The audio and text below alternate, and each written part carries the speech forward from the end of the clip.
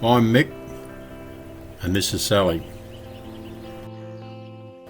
In our videos, we hope to showcase what Australia has to offer. You can follow us on our adventures via the following social media platforms. If you like the video, please subscribe to our YouTube channel.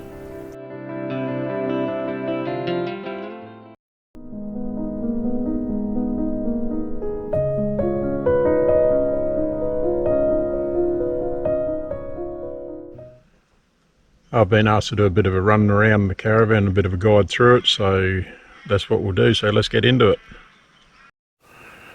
Our caravan's a 21'6" Taveller with a centre door. It's a standard configuration as far as Travellers go. When it was made there was no alterations to any cabinetry or anything on the outside. It was all Traveller optioned, and we'll just have a quick run through down this side now. For the use of anything that runs on gas, barbecues and the likes, and we use it for our Weber barbecue. There's a gas bayonet there, which is a quick release gas fitting, enables us to get gas to our barbecue.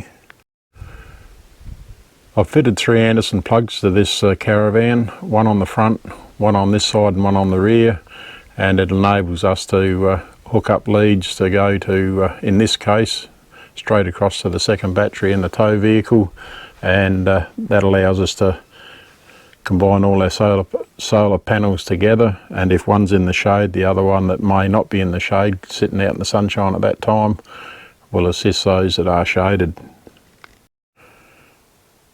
And we've got a drop down picnic table on the side, which when we're in a travelling position, that's folded up like that and locked so it can't come down. As with most caravans nowadays, outdoor speakers and lights so we can see and hear what we're doing.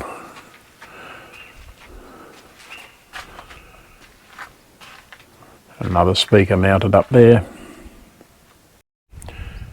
There is a storage area at the back with a outside door to gain access to that storage area. And there we are with the storage area looking inside. It's empty at the moment because we actually carry our chairs in there. When we purchased the caravan, we had an option of an extended chassis, heavy duty chassis, so we took that, and that's enabled us to fit a toolbox onto the front of the caravan on the drawbar between the gas bottles and the front of the van. It's something that you don't put a lot of heavy stuff in, of course, because it's going to increase your drawbar tow ball weight dramatically. All that we carry in the toolbox is our detergents to wash anything, the car or the caravan, and the chemicals for the toilet. We got the ride level bars sitting there, but that's only storage while we're stationary because of course they're on the drawbar otherwise, and hoses and wheel chocks and stuff just to set the van up, nothing that's heavy. The caravan comes standard with 2 9.5 kilo gas bottles. We have got savvy level on this one, and the sensor for the savvy level was down at the base of the gas bottles there on the drawbar. The savvy level has an app which is used on a mobile phone, and you can see here where the level's readable, and you can read that while you're sitting in the driver's seat. You don't have to get out of the vehicle before you level the van. We have a tap fitted to each side of the drawbar. This is the standard one that comes standard, which is on the driver's side. We fitted a second tap to the passenger side, which is the side that you're living on or living by. When you're free camping, you want to fill up the billy to put it on the fire. You don't want to be walking around the other side of the caravan, particularly if you've got the tow vehicle still hooked up. So one tap on each side certainly makes it a lot easier to work with. For mounting our floodlight, when free camping if needed, we've got a second jockey wheel mounted here at the front. That way we can put a light pole on with the light on the top. Now for a quick rundown what's on the driver's side of the caravan. We have 2 small toolboxes mounted on the driver's side, one forward of the wheels, and there's one back of the wheels there, and they're to do with the water in our attached storage tanks. Looking in the front toolbox, we've got a water manifold there, And all that one does is we select from either of the tap, corresponds to a tank, and that's what water we'll be using through the water pump and so on, so we can manually select what tank we're going to empty out first and control our water usage that way. The Caravan comes standard with 2 water tanks, and when we had this one built we decided to have the third one there. If we need it, we've got it available to us. The downside of that is it does add considerable weight to the Caravan itself. There's 2 fillers behind the rear wheel, and the third filler is just forward of the gas heater, or the gas hot water service I should say, which is forward of the front axle. Filling the water tanks has always been a bit of an issue on this Caravan, and because of that we've made up this toolbox with a manifold set, which helps us fill the water without losing very much water on the ground at all. That's looking inside the rear toolbox, and once again, if we want to fill either of the 3 tanks, 1, 2 and 3, it's just a matter of turning the taps to the corresponding position of the tank that we want to fill. I have done a separate video on this one. It explains it a little bit more depth on how we do fill it, but certainly makes it easy to fill. A 55 litre grey water tank has been fitted to the van, and it's only a matter of turning the blue tap there off and we'll capture all the water and not let it drain onto the ground should we need. With the heavy duty chassis that we've had fitted, it's also enabled us to have the 2 house batteries mounted outside on the side of the chassis and not in underneath the kitchen table seat, where it normally would be mounted. And in behind that door is access to the toilet cassette. And that's just a quick look at the toilet cassette itself. And there on the right hand rear of the Caravan is a storage box, access door from the outside. And inside that storage area we carry our generator and a small folding stepping stool and all our water supply hoses and drain hoses when they're not being used outside. Now just one thing on the back that we've done. Got a jockey wheel clamp here. It sits on the back bumper bar. It can be removed if we need to, or reposition it for that matter, but just to enable us to mount a light pole and a work light on the back of the van at night if we're out that area.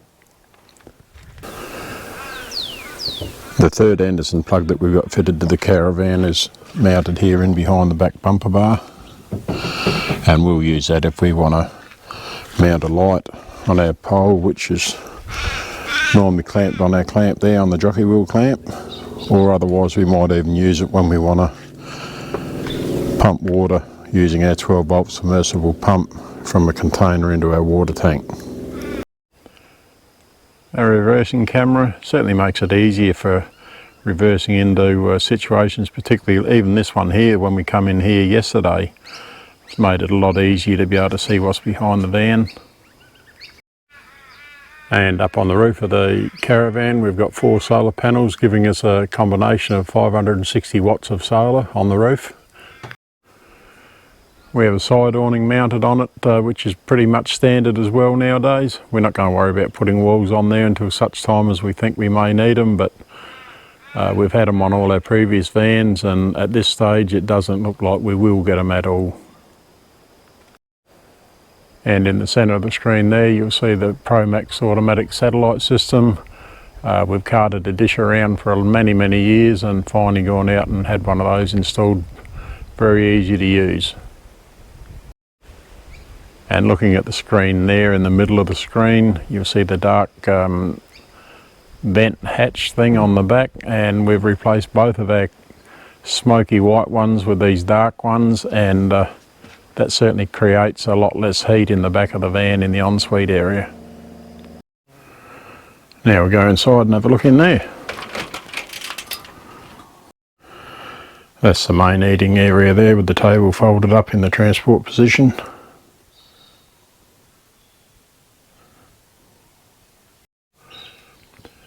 There's ample overhead storage room, more cupboard space than what you probably really need. That's our 3 water tank gauges there, and the one up there, that's for our grey water tank.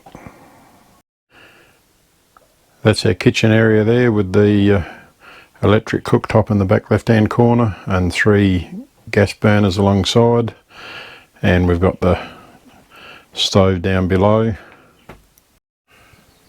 and up above in one of the cupboards is the microwave, which of course is only 240 volt only.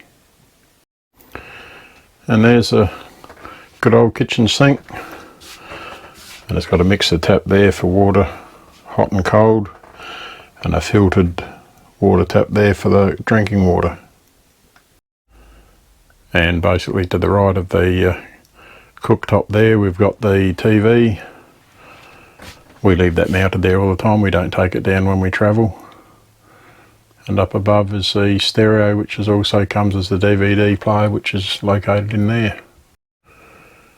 We've got a reasonably large freezer in this one, and it's great to have room where you can put what you want and you're not struggling for room, but a lot of room in the freezer.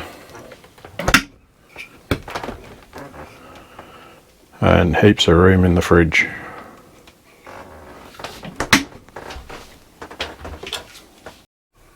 The fridge is a Dometic brand, and it's gas, electric or 12 volt, and for us most of our camping is free camping, so for the majority of the time we use ours on gas, and it seems to work quite well. And on the left hand side of the fridge is the pantry. One's a cupboard at the top, and there's 2 slide outs as we go down towards the ground. And for that summertime comfort, we've got a rooftop mounted Ibis air conditioner. We have 3 Sirocco fans at the moment in the caravan, one each side of the bed, one there on the left hand and another one located there on the right hand side. The 3rd Sirocco fan is mounted above the door as we come in, and that's facing the table, so that can blow quite easily across the table when we're sitting there eating. And located up in the front of the van itself is a queen bed with a storage underneath and a wardrobe each side of the bed. What I have done to make it easier at night time when you go into the toilet without disturbing the other person, so I've fitted the switch up under the cupboard there, and that activates the light in the toilet. And that's a little light there, and like above the bed it's got a switch here, so it's a 2-way switch, and you can put it on from the bed, and that way you've got a light coming on at the other end of the van without disturbing the person that's still trying to sleep.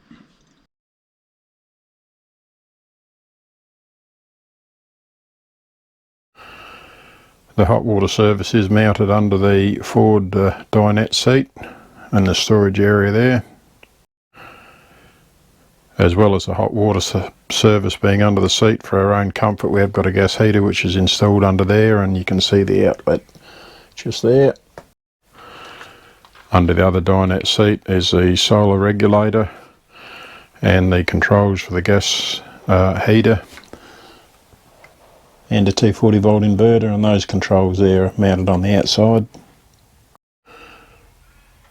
For the inverter, it's a pure sine wave inverter. We've got 2 double power points mounted within the caravan, and you can see the gold one here, that's an inverter power point, and that one there is actually located in under the table. The second gold coloured double power point is mounted in behind the TV, and once again being gold, that's for the inverter, so we know which is inverter and which is standard 240 volt when we go to use them. When we bought our caravan, fold out footrests on the dinette seating here weren't available, so I've made up a set for this one and had them reupholstered, or had them upholstered and fitted them, so they just work like the normal ones. They're same as what you get in a caravan that you buy today. And right at the back in the ensuite, we've got all the luxuries that you need there. A hand basin with a mixer tap with hot and cold water, and of course a good old toilet there. And mounted on the opposite side from the toilet is the shower, separate shower.